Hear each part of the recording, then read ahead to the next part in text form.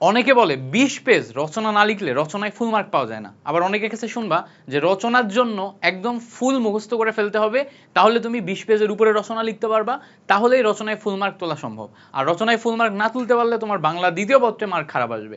So রচনায় ফুল 20 page রচনা লেখার জন্য আসলেই কি মুখস্থ করতে হয়? এই ভিডিওতে তোমার সাথে আমি রচনা লেখার বেশ কিছু টেকনিক শেখাবো, যেই টেকনিক নিয়ে তুমি যদি বাসায় জাস্ট অল্প একটা রচনা নিয়ে 1 ঘন্টা হোমওয়ার্ক করো, তাহলে পরীক্ষার হলে যে তুমি অনায়াসে রচনা লিখে আসতে পারবা। সো এই টেকনিকগুলো আমি অনেক বেশি রিসার্চ করে অ্যানালাইসিস করে তারপরে তোমাকে শেখাচ্ছি। আমি নিজেও তোমাদের মতো এসএসসি লেভেলে এই রচনা লেখার টেকনিকগুলো ব্যবহার করে রচনা লিখে বাংলাতে খুব ভালো মার্ক তুলে আসছি। সো এইগুলা খুব প্র্যাকটিক্যাল টেকনিক, তুমি জাস্ট চিন্তা করলেই এগুলা বুঝতে পারবা। এবং আমি একটা উদাহরণ দিয়ে দেখাই দিব যে একটা রচনাকে কিভাবে এভাবে লিখতে হয়। আমি একদম পয়েন্ট টু পয়েন্ট দেখাই দিব যে এইগুলা আসলে রচনা লেখার বেস্ট একটা টেকনিক। চলো আমরা দেরি না করে শুরু করি বাংলা রচনা কিভাবে লিখতে হবে। প্রথমত আসি বাংলা রচনার ক্ষেত্রে, তোমাদের এসএসসি পরীক্ষাতে এই রচনাগুলো মোটামুটি পড়লেই হয়ে যায়। এইগুলাই হচ্ছে তোমার বাংলা রচনার সাজেশন। এর মধ্যে তুমি মোস্ট ইম্পর্টেন্ট 5টা রচনা একদম A to Z মনে রাখার চেষ্টা করবা। এবং মনে রাখার চেষ্টা করবা মানে কি একদম ঠাডা মুখস্থ করবা? ঠাডা মুখস্থ না, জাস্ট কিভাবে মনে রাখতে হবে সেটার টেকনিক আমি তোমাকে দেখাই দিব। যে কোনো একটা রচনা তুমি যদি লিখতে চাও, রচনা লেখার জন্য মোটামুটি পরীক্ষার হলে তুমি 1 ঘন্টা মতো সময় পাবা। 1 ঘন্টা সময় নিয়ে তুমি রচনা লিখতে পারবা। এখন 1 ঘন্টা রচনা যদি লিখো, 1 ঘন্টায় তোমার 60 মিনিট। তো আমি ধরে নিলাম রচনাতে তুমি সব মিলায়ে 20টা পয়েন্ট লিখবা। কয়টা পয়েন্ট? 20টা পয়েন্ট। সো 20টা পয়েন্ট যদি লিখো, তাহলে খেয়াল করো এখানে পার পয়েন্টে তুমি 3 মিনিট করে সময় পাচ্ছ, তাই না? 3 মিনিট করে এক একটা পয়েন্টে সময় পাচ্ছ। So 3 minute is a very good amount of time প্রত্যেকটা পয়েন্ট ধরে ধরে সুন্দর মতো লেখার জন্য। এখন এই 20টা পয়েন্ট তুমি যদি মোটামুটি 10 পেজ বা 11-12 পেজে লিখো, আবার বলি 20টা পয়েন্ট তুমি যদি 10 পেজ বা 11-12 পেজে লিখো, পয়েন্ট ধরে ধরে 20টা পয়েন্ট লিখলেই তুমি 17-18 মার্ক অনায়াসে পাবা। পয়েন্ট ধরে ধরে লিখবা, ক্লিন লিখবা। কিভাবে লিখবা আমি তোমাকে বলছি। একটা যে কোনো রচনা, এই যেখানে এতগুলো রচনার নাম লিখে দিছি না সাজেশন হিসেবে, এই রচনাগুলোর মধ্যে যে কোনো একটা রচনাতে তুমি যদি বেসিক কয়েকটা স্ট্রাকচার ডেভেলপ করতে চাও, এই কয়েকটা স্ট্রাকচার পাবা। স্ট্রাকচার কি? যে কোনো একটা রচনা নাও, যেমন ধরো বাংলাদেশের মুক্তিযুদ্ধ, বাংলাদেশের মুক্তিযুদ্ধের ক্ষেত্রে বাংলাদেশের মুক্তিযুদ্ধের ভূমিকা, এইটা পাবা। তারপরে দেখো সংজ্ঞা, এটা পাবা। যে কোনো একটা টপিক, সাপোজ ধরো যে মাদকাসক্তি, মাদকাসক্তির ক্ষেত্রে মাদকাসক্তির তুমি ভূমিকা লিখতে পারবা। তারপরে মাদকাসক্তির ভিতরে সংজ্ঞা লিখতে পারবা, সংজ্ঞার ভিতরে বিভিন্ন টাইপের সংজ্ঞা আসবে। এবার দেখো এই টপিকটার প্রয়োজনীয়তা, এই জিনিসটা তুমি লিখতে পারবা। তারপরে দেখো এই টপিক রিলেটেড সমস্যাগুলো তুমি খুঁজে বের করতে পারবা, এই সমস্যার সমাধান খুঁজে বের করতে পারবা। তারপরে শেষে যে উপসংহার, এইটা একটা বেসিক যে কোনো রচনার বেসিক স্ট্রাকচার। স্ট্রাকচারটা কি?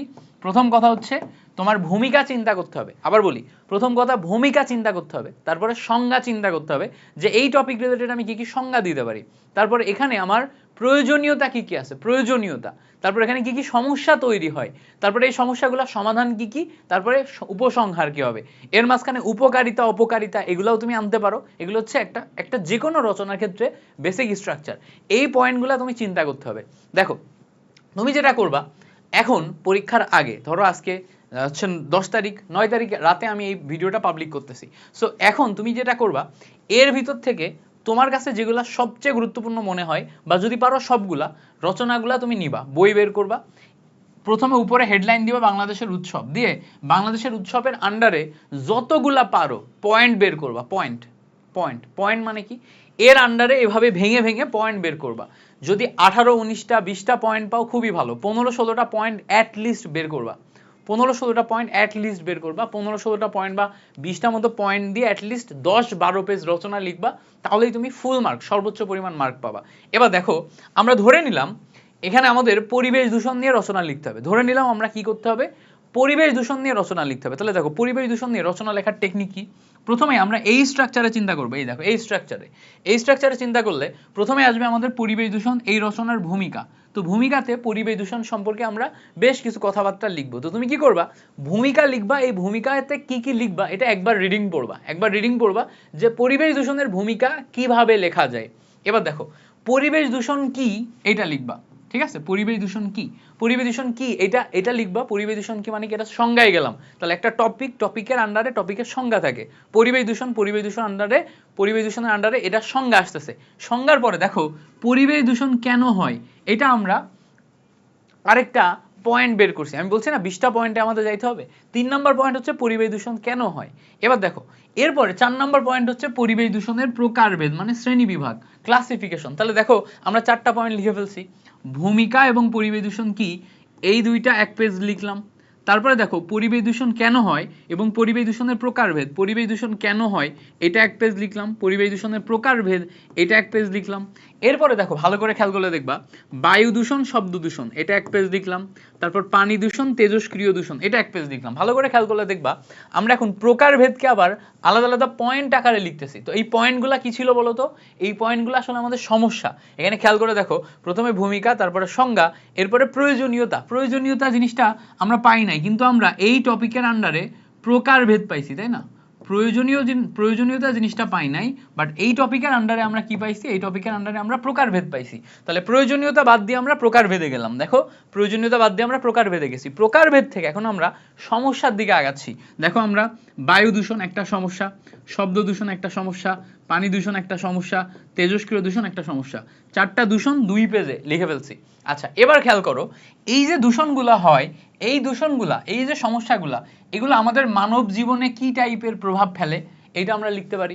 তারপরে দেখো এটা টোটাল জীববৈচিত্র্যে কি ধরনের প্রভাব ফেলে এটা আমরা লিখতে পারি। তাহলে আমরা কি করছি, আমরা এই পরিবেশ দূষণের আন্ডারে আগে পয়েন্ট লিখে নিচ্ছি। এই পয়েন্টগুলো আমরা একটু মনে রাখার চেষ্টা করব, এই পয়েন্টগুলো আমরা একটু মুখস্থ করার চেষ্টা করব। তাহলে পরীক্ষার হলে মানে ধরো বাসায় বসে বসে যখন তুমি এই রচনা নিয়ে রিসার্চ করবা, রিসার্চ করার সময় এই পয়েন্টগুলো তুমি সুন্দর করে চিন্তা করে করে করে করে রিসার্চ করবা, করে মাথার মধ্যে ঢুকায় নেওয়ার চেষ্টা করবা, যাতে পরীক্ষার হলে যে আবার নতুন করে চিন্তা করা না লাগে, নতুন করে পরীক্ষার হলে যে চিন্তা করা না লাগে, তোমার অলরেডি এগুলো মাথায় থাকবে, এগুলো তোমার পয়েন্ট আকারে থাকবে।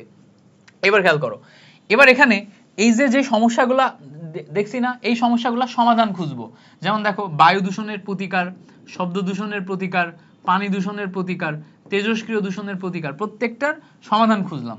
এরপরে বলছে দেখো সচেতনতা বৃদ্ধি ক্যাম্পেইন, 15 নাম্বার পয়েন্ট সচেতনতা বৃদ্ধি ক্যাম্পেইন, অর্থাৎ প্রত্যেকটা প্রতিকারের আন্ডারে এখন আমরা ক্যাম্পেইন করতেছি, সচেতনতা বৃদ্ধি ক্যাম্পেইন। এবং শেষে যে আমরা উপসংহার লিখছি। তো আমি যদি কি করি, আমার খাতায় বাসায় যদি আমি একটা খাতায় এরকম 2টা পেজ নিব, এরকম 2টা পেজ নিব, পেজ 2টাতে আমরা এখানে কি করব, প্রথমে টাইটেল দিয়ে নিব, টাইটেল দিয়ে এর আন্ডারে 1 2 3 4 5 তারপরে 6 7 এভাবে 8 9 10 11 এভাবে আমি যদি এরকম 15-16টা পয়েন্ট আগে থেকে লিখে রাখি, পরীক্ষার আগের দিন আমি জাস্ট পয়েন্টগুলো দেখব, পরীক্ষার হলে যে 1 ঘন্টা 10 মিনিট সময় নিয়ে বানিয়ে বানিয়ে একদম সুন্দর মতো মনের মাধুরী মিশায় লিখব। রচনা ক্ষেত্রে সবসময় ট্রাই করব এক একটা পয়েন্ট এক একটা প্যারাগ্রাফ আকারে লিখতে, এক একটা পয়েন্ট এক একটা প্যারাগ্রাফ আকারে লিখতে, একটা পয়েন্ট একটা তার আন্ডারে একটা প্যারাগ্রাফ, এত সুন্দর করে কথাগুলা গুছিয়ে লিখবো যে টিচার এভাবে চিন্তা করে যে আচ্ছা ভূমিকা লিখছে 1 মার্ক, তারপরে পরিবেশ দূষণ লিখছে 1 মার্ক, তারপরে পরিবেশ দূষণের কেন হয় লিখছে 1 মার্ক, প্রকারভেদ লিখছে 1 মার্ক, টোটাল মিলে 16টা পয়েন্ট লিখছে, 16টা পয়েন্টের জন্য আমি 16 মার্ক দিয়ে দিলাম। ঠিক আছে, এইভাবে যদি যেন চিন্তা করার জন্য বা মার্ক দেওয়ার জন্য আলাদা আলাদা পয়েন্ট পাই। এবং লেখার সময় লেখাগুলো এত ক্লিন করে লিখবা, লেখাগুলার একদম সুন্দর কাটাকাটি যেন না হয়, একদম দেখে শুনে লিখবা। ঠিক আছে, সো হাতে সময় রাখবা, হাতে সময় রেখে সময় নিয়ে রচনা লিখবা, যতটা সুন্দর করে লিখতে পারো। দেখা যাচ্ছে যে তুমি টোটাল মিলে 18টা পয়েন্ট ঠিক করে রাখছো, পয়েন্ট ঠিক করে রেখে এই পর্যন্ত লিখতে পারছো, 13টা পয়েন্ট পর্যন্ত ধরে নিলাম লিখতে পারছো।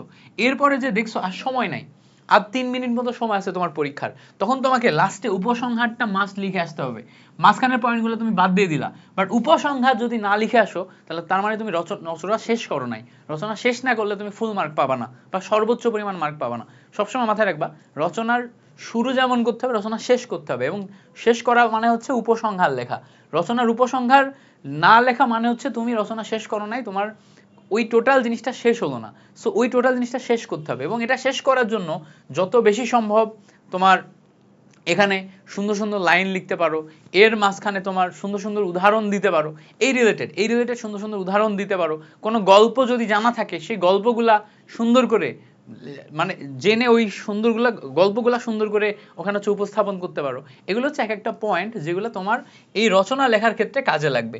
সো রচনাতে এই টেকনিকগুলো তুমি যদি ফলো করো, যে কোনো রচনা তুমি যদি এই টেকনিকগুলো ফলো করো, তাহলেই তুমি এখানে ফুল মার্ক পাবা।